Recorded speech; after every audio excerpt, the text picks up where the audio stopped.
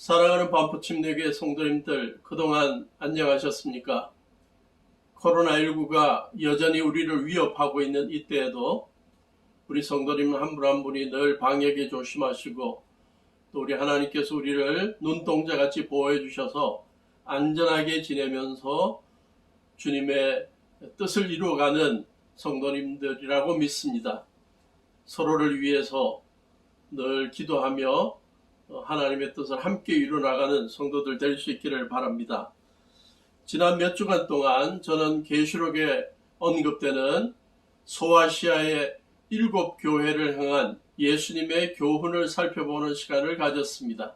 오늘은 그 마지막 시간으로 라오디게아 교회를 향한 예수님의 교훈을 살펴보기를 원합니다. 라오디게아라는 지역이 어디인지를 먼저 본다면 지금의 터키 지역이고 지난번에 살펴보았던 빌라델비아 지역의 동남쪽으로 한 56km 정도 떨어진 곳에 있는 도시입니다. 교통의 요지였고요. 군사, 무역, 상업의 중심지였습니다. 특히 검은색 양모를 만드는 공장들이 많아서 초대교회 당시에 가장 부유한 도시 중의 하나로 알려졌습니다. AD 17년에 지진이 일어나서 주위의 도시들이 다 파괴되었고 라오디게아도 어려움에 빠졌습니다. 그때 로마 정부에서 도시복구 지원비를 지원하겠다고 보내겠다고 했을 때 이 라오디게아 교회는 거절했다고 합니다. 그럴 필요가 없다고 할 정도로 그들은 재정적으로 넉넉함이 있었다고 합니다. 라오디게아는 은행이 발달되었고 직물공장, 극장, 또 경기장, 체육관, 또 온천탕이 있었던 것으로 소개되고 있고요. 특별히 의술이 발달해서 유명한 의과대학이 존재했던 도시라고 합니다. 특히 이 안과 쪽이 뛰어나서 안약이 발명되기도 했다고 합니다. 안타깝게 물 사정이 좋지 않아서 한 10km 정도 북쪽에 떨어져 있는 히에라폴리스라는 언덕에서 흘러나오는 온천수를 받아서 사용하기도 했습니다. 히에라폴리스라는 곳은 아주 아름다운 지금 관광지가 되어 있는데요. 이 지역의 석회암 사이에서 이 온천물들이 고여서 많은 사람들이 여기에서 온천욕을 즐기기도 하고 또 관광하기도 합니다. 라오디게아는 또 남쪽 한 16km 정도 떨어진 곳에서 골로세라는 곳에서 물을 받아서 생수로 사용하기도 했습니다. 라오디게아에 있는 교회는 골로새서 4장 16절에 의하면 에바브라가 세운 교회고 사도 바울도 한동안 그곳에서 목회를 했습니다. 예수님께서 말씀하시는 말씀 요한계시록 3장 14절부터 22절의 말씀을 비추어 본다면 라오디게아 교회 성도들은 물질적으로는 아주 부유함을 누렸지만 신앙적으로 영적으로 나태함에 빠져서 예수님께 꾸지람을 듣는 그러한 것을 보여줍니다.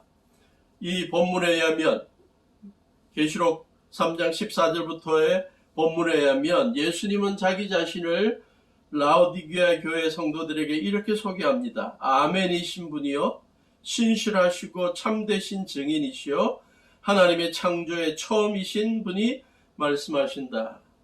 예수님께서 자기 자신을 소개하실 때 아멘이시다. 항상 긍정적이고 적극적이고 또 진실하신 분이다. 신실하고 참되신 증인이다. 왜 예수님께서 자기 자신을 진실하고 아멘, 진실하고 신실하고 충성스럽고 참된 증인이라고 강조하셨을까? 아마도 라오디게아 성도들의 교회 성도들의 삶의 모습에 이 진실성이 부족했기 때문에 끈기와 성실함이 부족했기 때문에 예수님께서 상대적으로 이 말씀을 하신 것이 아닌가 추정할 수 있습니다. 또한 예수님은 자신을 하나님의 창조의 처음이신 분이라고 말씀하셨습니다. 태초에 이 세상이 창조될 때 성자 하나님으로 함께 창조에 참여하신 하나님의 아들 예수님, 그 예수님이 하나님의 창조의 처음 되신 분이 라오디게아 교회 신앙적인 모습에 있어서 흔들리고 신실하지 못하고 또 여러 가지 모양으로 어려움에 빠지게 되는 그러한 모습을 보일 때마다 주님 앞에 돌아오면 창조주 되신 하나님의 아들로서 교회를 새롭게 창조하고 새롭게 빚을 수 있다는 것을 암시하고 있다고 봅니다. 그 예수님이 라오디게아 교회 성도들에게 말씀하시는데 다른 교회들과는 달리 예수님은 라오디게아 교회 성도들에게 칭찬하는 면이 없습니다. 책망이 바로 소개됩니다. 15절 나는 내 행위를 안다. 너는 차지도 않고 뜨겁지도 않다. 내가 차든지 뜨겁든지 하면 좋겠다. 내가 이렇게 미지근하여 뜨겁지도 않고 차지도 않으니 나는 너를 내 입에서 뱉어 버리겠다. 라오디게아 교회 성도들을 삶을 관찰하신 예수님께서 평가하신 내용에 보니까 그들의 신앙의 모습이 차가운 것도 아니고 뜨거운 것도 아니고 차라리 차갑든지 뜨겁든지 하면 좋겠는데 늘 미지근해서 뜨겁지도 않고 차지도 않은 이러한 미지근한 삶의 신앙의 모습에 대해서 내가 참지 못하고 뱉어버리겠다 라고 예수님께서 말씀하고 있는 것입니다. 차지도 않고 뜨겁지도 않다는 이 라오디게아 교회 성도들의 삶에 대한 예수님의 평가, 어떻게 해석해야 되냐? 일반적인 해석을 보면 뜨겁다라는 것은 신앙생활에 있어서 영적인 열정을 가진 모습으로 해석을 합니다. 성령이 주시는 뜨거운 열정으로 주님 사랑하고 교회를 섬기고 이웃들을 섬기는 모습으로 해석합니다. 그러면 차가운 건 뭐냐? 영적인 무관심, 냉랭함, 신앙적으로 죽어가는 상태로 해석할 수 있을 것입니다. 그래서 예수님께서는 신앙생활을 하려면 제대로 하든지 아니면 포기하든지 하라 라고 말씀하시는 것 같은 그러한 강한 어조의 말씀을 하고 있습니다. 아마도 학교 선생님들, 학생들이 공부를 하지 않는 학생들이 있으면 불러서 선택을 하라고 하죠. 하려면 똑바로 해라. 공부하려면 똑바로 해라. 공부하기 싫으면 그냥 그만두고 딴 일을 하든지 해라. 아마 그러한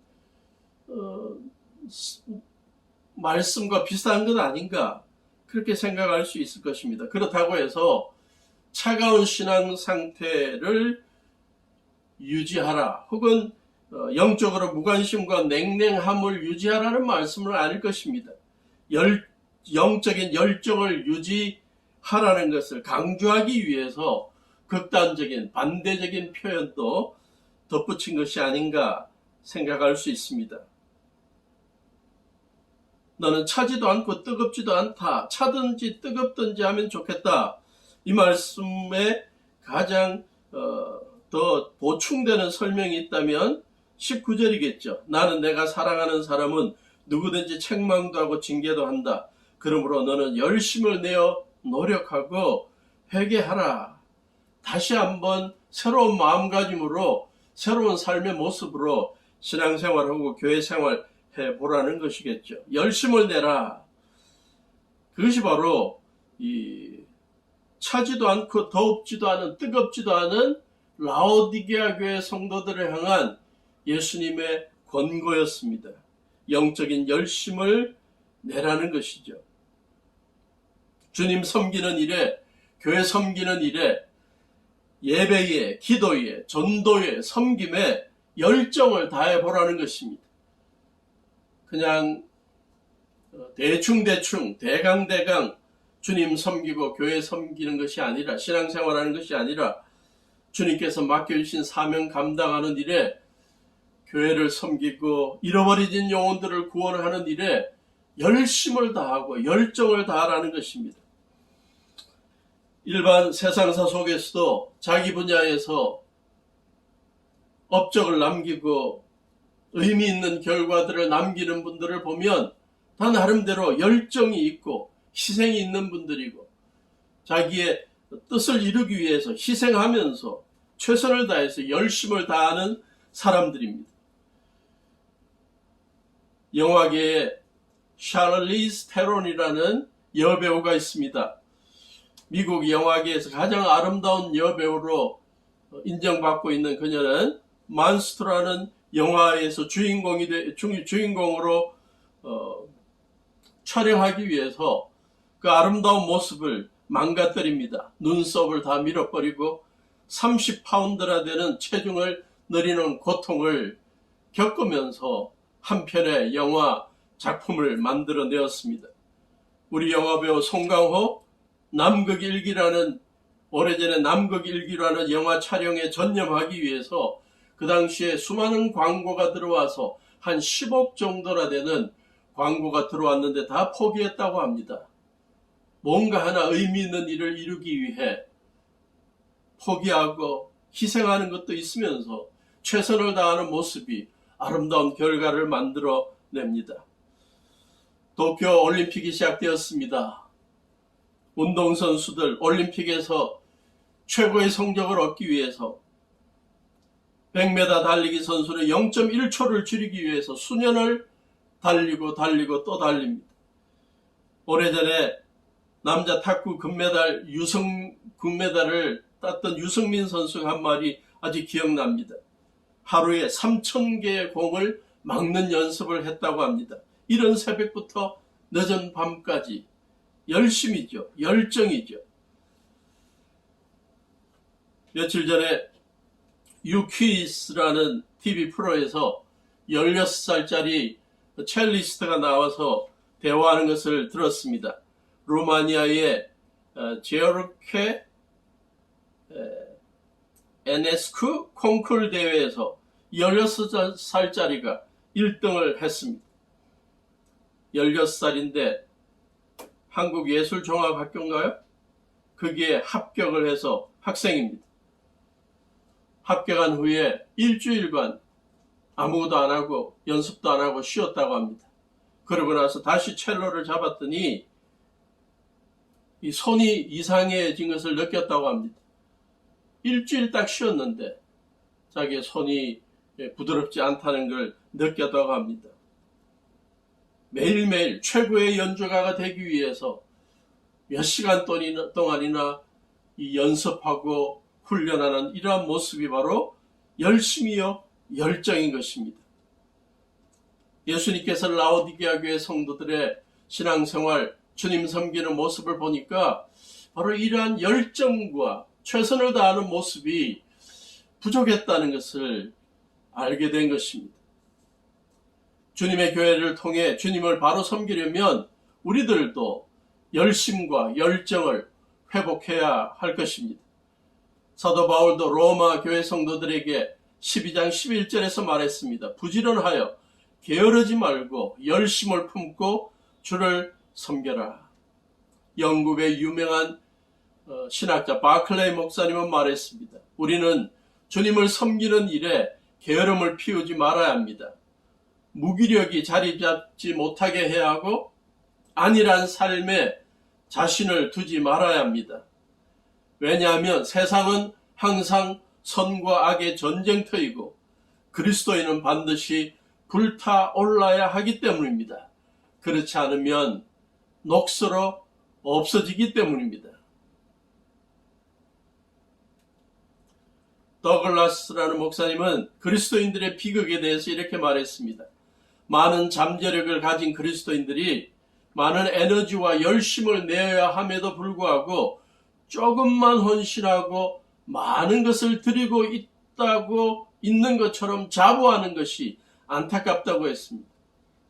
지도자들은 그들에게 더 많이 헌신하라고 요구하는 것을 두려워하고 눈치 보고 있는 것이 비극이라고 했습니다. 그러면서 공산주의자나 이단들이 더 열정적으로 일하고 있다는 점을 지적하고 있습니다. 오래전에 중국에 있는 조선족 목사님과 대화하는 가운데 그가 목사가 되기 전에 그리스도인이 되기 전에 공산당 당원이었다고 합니다. 그래서 그가 하는 말이 그리스도인들이 하나님 앞에 10분의 1을 드리는 것 많이 드린다고 이야기하는데 그 공산당원들이 공산당에 드리는 것보다 반도 안 됩니다. 공산당원들은 적어도 10의 2조 이상을 드린다 라고 공산당원들이 그들의 당에 드리는 것과 그리스도인들이 하나님 앞에 드리는 것을 비교하는 것을 보았습니다. 신앙적인 열정을 회복하라.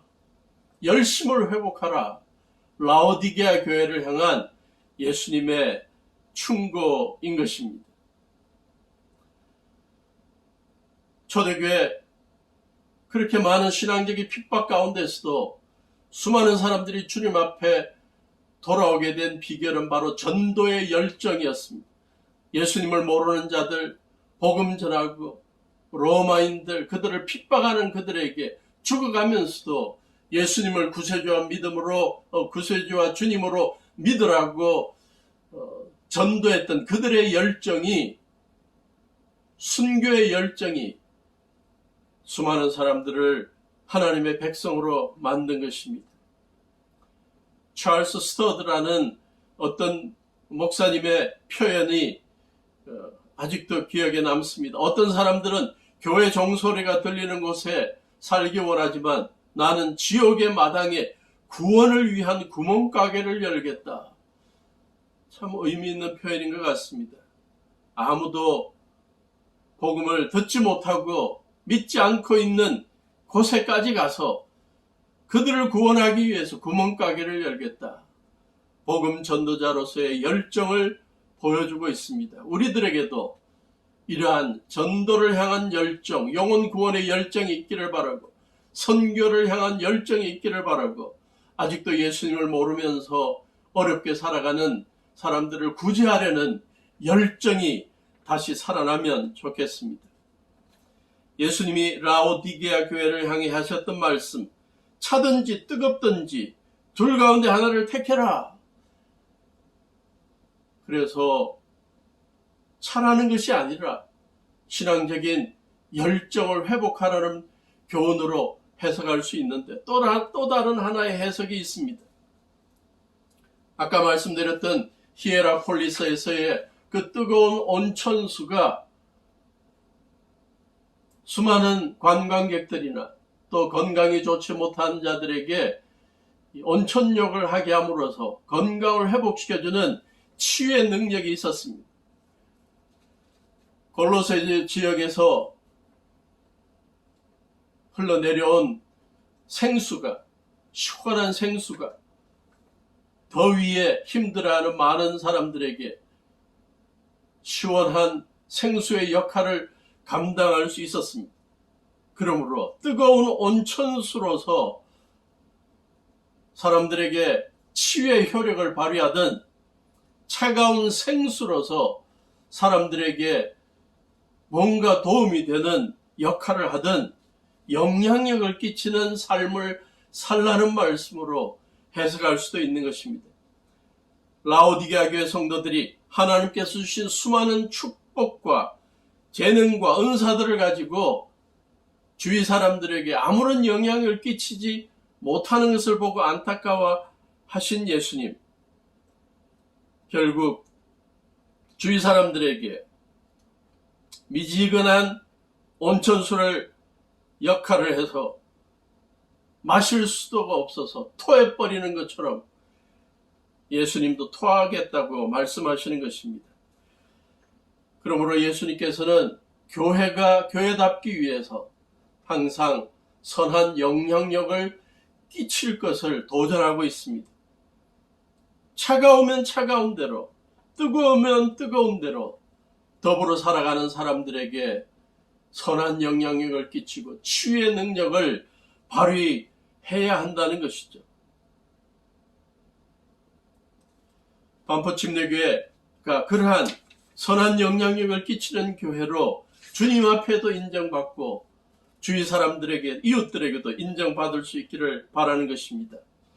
그러면 왜 라오디게아 교회 성도들이 예수님 앞에 차지도 않고 뜨겁지도 않은 미지근한 신앙을 가진 것으로 평가되었을까? 17절에서 그 이유가 나옵니다. 너는 풍족하여 부족한 것이 조금도 없다고 하지만 실상 너는 내가 비참하고 불쌍하고 가난하고 눈이 멀고 벌거벗은 것을 알지 못하고 있다.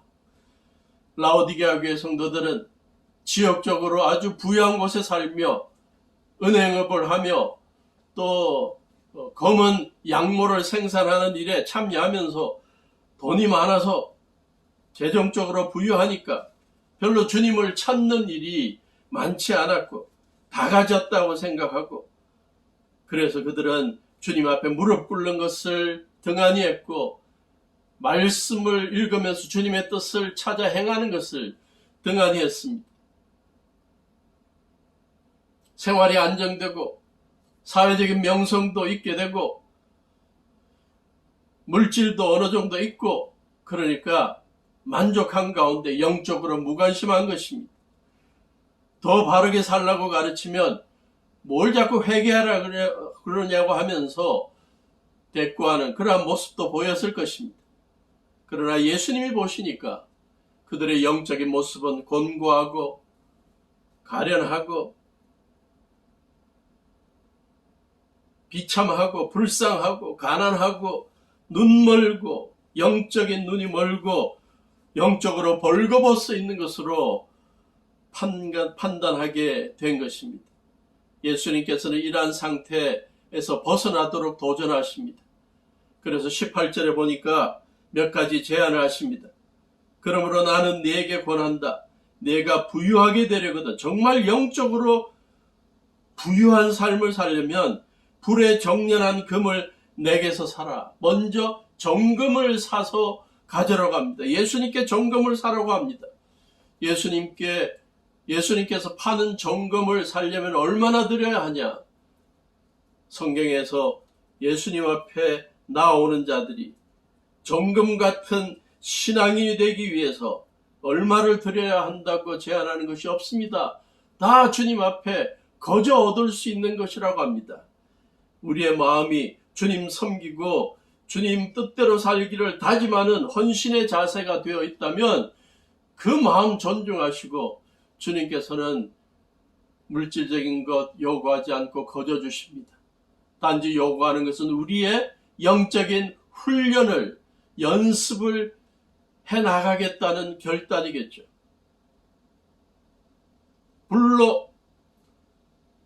불에 정련한 금을 내게서 사라. 영적인 미지근함에서 벗어나기 위해서 영적인 훈련을 쌓아나가는 것이죠. 예수님도 이 땅에 오셔서 공생애를 시작하기 전에 광야에 나가서 40일 동안 마귀와 싸우면서 훈련을 하시고 어린 시절 시시때때로 하나님의 말씀을 암송하고 묵상하고 공부하면서 훈련을 쌓은 것처럼 영적인 훈련을 쌓아나가는 것이 필요하다고 제안하는 것입니다. 언젠가 읽었던 알래스카 큰 뿔 사슴들 이야기가 있습니다. 가을에 숫사슴들이 암사슴들을 만나 교배할 때가 되면 가장 강한 숫사슴만이 교배할 암사슴을 만나게 된다고 합니다. 그래서 다른 숫사슴들과 목숨을 거는 결투를 벌여야 한다고 합니다. 이 결투에서 승리하기 위해서 이 숫사슴들은 1년 내내 훈련한다고 합니다.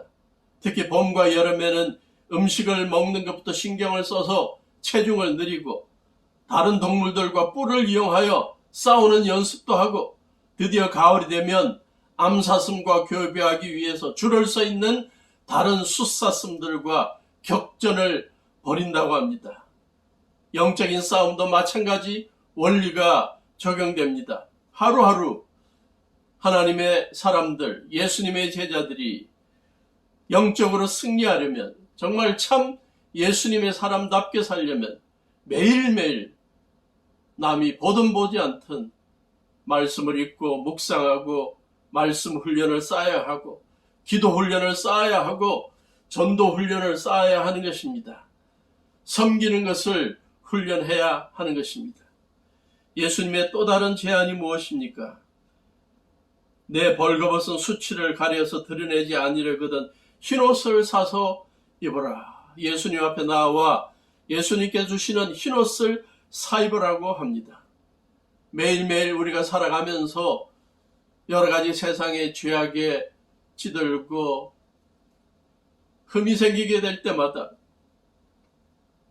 더러운 것들이 생기고 묻을 때마다 예수님 앞에 나와 십자가 앞에 나와 죄 용서함을 받고 예수님이 주시는 흰옷 정결한 모습으로 회복되어야 한다고 약속합니다. 세 번째, 내 눈이 밝아지려거든 안약을 사서 눈에 발라라. 영적인 눈이 감겨져 있다면 그 눈이 뜨여질 수 있도록 성령이 주시는 영적인 안목을 가지라고 말하는 것입니다. 세계적으로 뛰어난 안약을 만드는 것으로 소문났던 라오디게아 교회, 라오디게아 지역, 그 교회에 있는 성도들이 예수님이 보시기에 안약은 많이 잘 만드는 곳에 있으면서 영적으로는 오히려 안약을 발라야 할 사람들이다 라고 평가를 받게 되었습니다. 혹시 우리에 대한 예수님의 평가가 그렇지 않을지 두렵습니다. 매일매일 살아가면서 우리가 영적인 것에 둔감하고 주님께서 성령을 통해 말씀을 통해 보여주시는 그 영적인 것들, 갈급한 영혼들, 예수님의 복음을 모르고 방황하고 불행하게 살아가는 그들을 보여주는데도 우리가 보지 못하고 살아가고 있지는 않은지,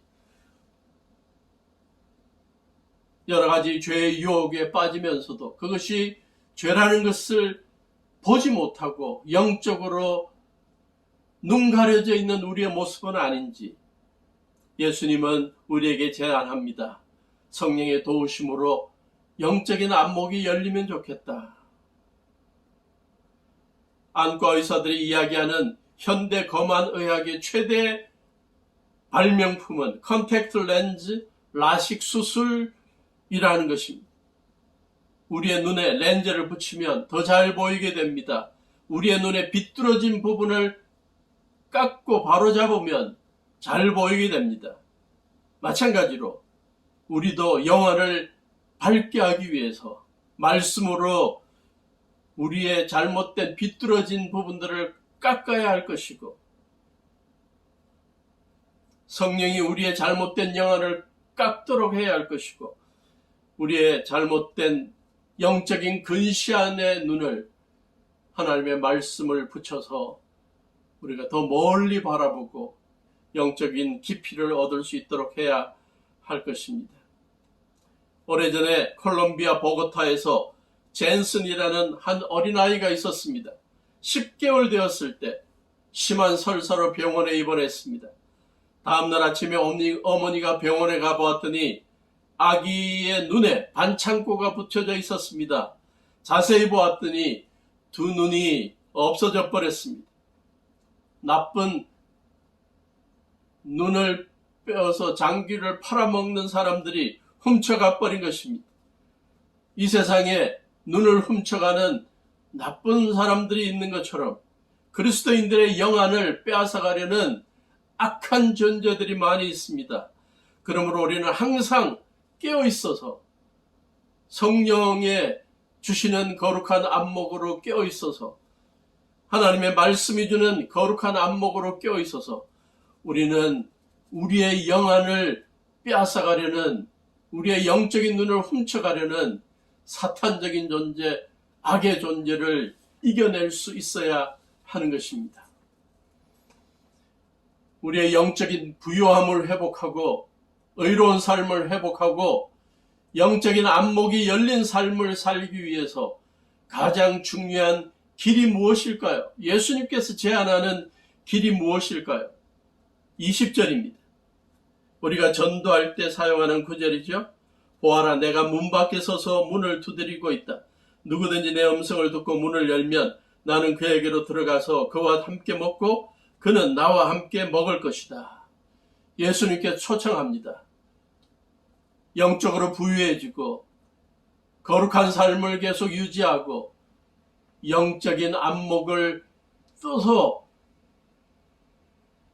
성별되게 살아가려면 나와 함께 동행하자. 나를 삶의 주인으로 모셔라. 나와 함께 먹고 마시자.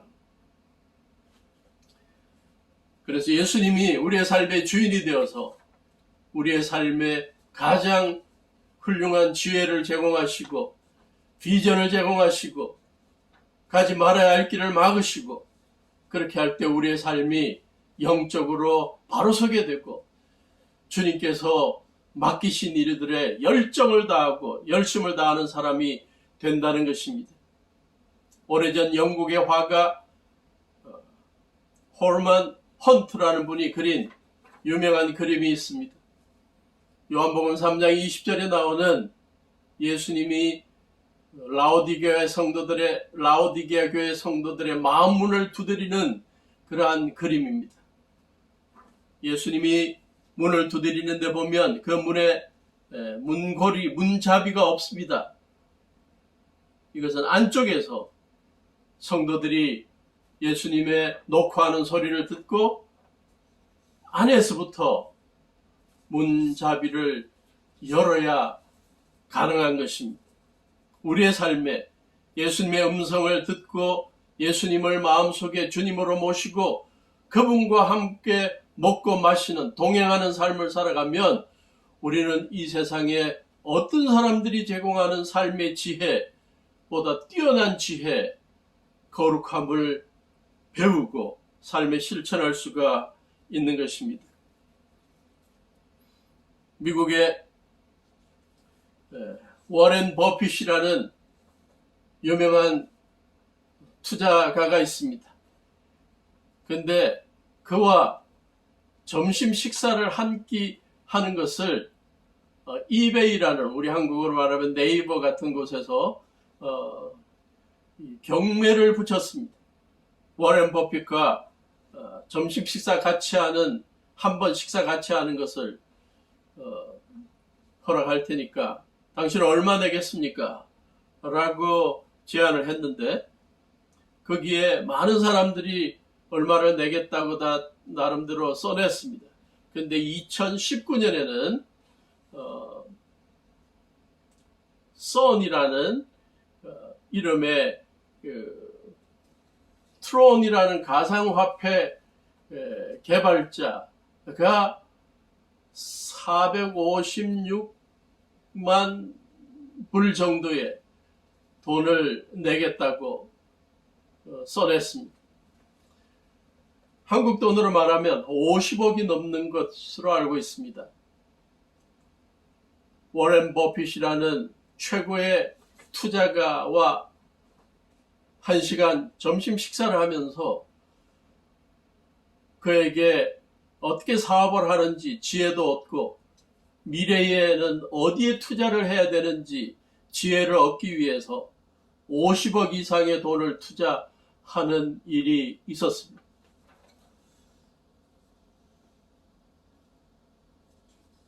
이 선이라는 사람은 자기 친구들 몇 명을 같이 불러서 식사를 했는데 50억을 내고 식사를 하고 난 다음에 하는 이야기가 아깝지 않다는 겁니다. 워렌 버핏의 살아온 삶을 통해, 그의 투자한 경험들을 통해, 그의 미래에 대한 통찰력을 통해 자기들이 많이 배웠고 자기들이 앞으로 이렇게 사업을 하겠다는 새로운 결단을 하게 되었다는 것입니다. 그런데 예수님께서 이 계시록 3장 20절에서 제안하는 것을 보니까 이 버핏과의 식사를 통해서 얻을 수 있는 지혜와 비교가 안 될 정도의 그러한 약속들이 제공되고 있습니다.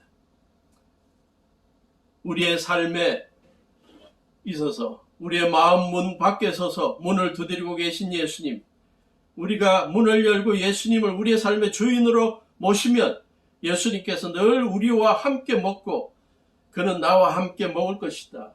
한 번의 식사가 아니라 매일매일 매순간 우리의 삶이, 이 땅에서의 삶이 끝날 때까지 온 세상의 창조주 되신 과거와 현재와 미래의 삶을 주관하시고 계신 주님께서, 예수님께서 늘 함께 해주시겠다고, 그것도 50억이 필요 없는 무료로 우리와 함께 하시면서 우리의 삶의 최고의 지혜와 통찰력과 영적인 인도하심을 제공해 주시겠다고 약속하십니다. 라오디게아 교회를 향한 이러한 예수님의 제안, 이 시대에 우리 반포 침례교회 성도님들을 향한 제안이라고 믿습니다. 혹시나 우리의 삶을 되돌아볼 때, 예수님을 섬기고 교회를 섬기는 모습을 되돌아볼 때, 혹시나 우리의 모습 속에 차지도 않고 뜨겁지도 않고 미지근해서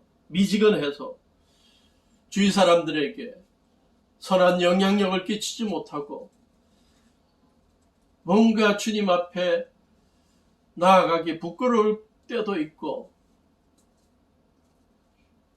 예배를 드리는 것에 있어서도 열심히 사라지고, 찬양에 있어서, 말씀 공부에 있어서, 기도에 있어서, 전도에 있어서 주님께서 주신 재능과 은사를 최대하도록 개발하고 그것을 통해 주님께 영광 돌리는 일에 있어서도 우리가 미지근함이 우리의 삶을 지배하고 있다면, 이제 다시 한번 주님을 우리의 삶에, 우리의 마음의 주인으로 모셔서 시시때때로 주님의 음성 따라, 성령님의 인도하심 따라 살아가면서 주님 앞에 귀하게 쓰임받는, 칭찬받는 성도들 될 수 있기를 바랍니다.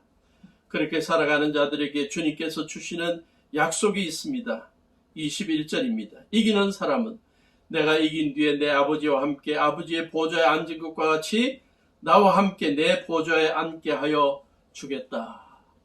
언젠가 이 땅에서의 주님을 섬기는 열정적인 섬김과 최선을 다하는 섬김의 모습이 끝나고 주님 나라에 가면 주님께서 우리를 불러서 주님 옆자리에 같이 앉아 수많은 사람들에게 이 땅에서의 섬김과 헌신에 대해, 열심에 대해 인정해 주시고 칭찬해 주시며 최고의 명예를 인정해 주실 것이라고 믿습니다. 우리 반포 침례교회 성도님들이 이러한 축복을 경험하는 자가 될 수 있기를 주님의 이름으로 축원합니다. 기도하시겠습니다. 하나님, 라오디게아 교회를 향한 예수님의 교훈이 이 시대 우리 반포 침례교회 성도들을 향한 교훈이 될 수 있다고 믿습니다. 우리의 주님 섬기는 삶의 모습을 되돌아보고 교회 섬기는 모습, 영혼들을 섬기는 모습들을 되돌아볼 때 혹시나 차지도 않고 뜨겁지도 않은 모습이 있다면 미지근해서 주님께서 입에서 뱉어버리겠다는 심정을 표현하는 상황이 우리의 상황이라면 회개하게 하시고 다시 한번 열정을 회복하는 저희들 되게 해 주시옵소서.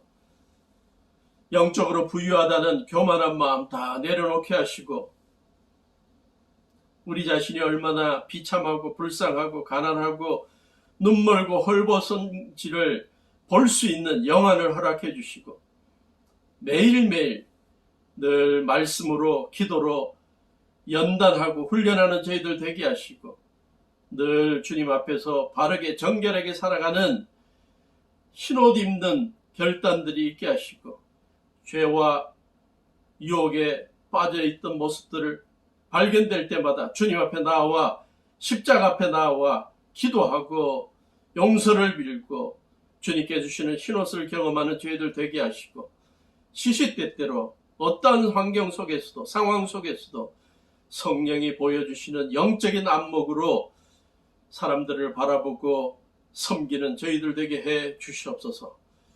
매일매일 주님, 우리의 마음 문을 두드리시는 주님, 마음의 주님으로 받아들여서 그분과 먹고 그분과 함께 동행하며 주님께 주시는 삶의 지혜로 인생을 승리하는 저희들 되게 해 주시옵소서. 예수님의 이름으로 기도하옵나이다.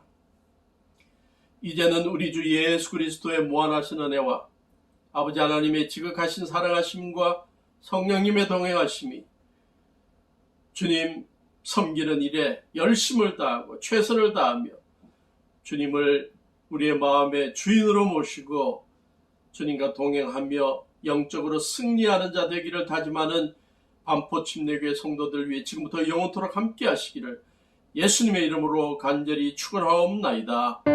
아멘.